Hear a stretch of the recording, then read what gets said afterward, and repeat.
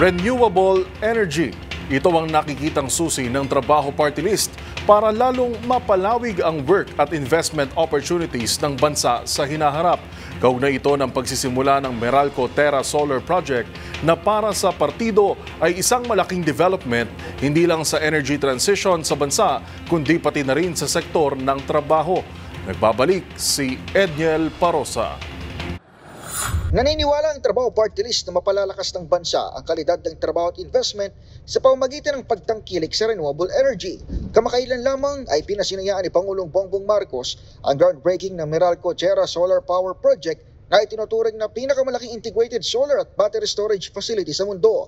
Para sa Trabaho Party List, isang malaking welcome development ito mula kay PBBM, di lamang para sa energy sector, kundi maging sa job sector. Ayon kay Attorney Michelle David Espiritu, tagapagsalita ng grupo, mapalalakas ito ang iba't ibang trabaho kasamang construction, infrastructure maintenance at paglago ng oportunidad sa sektor ng enerhiya.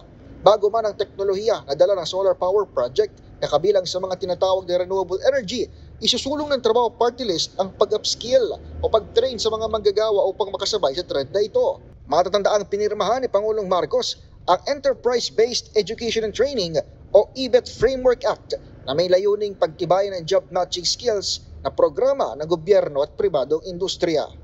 And moving forward, kapag nagkaroon na ng malaking interest, ng more investments dito sa sector na to, patuloy lang, dadami ng trabaho at mahikayat yung mga kabataan na pasukin itong industriya na to.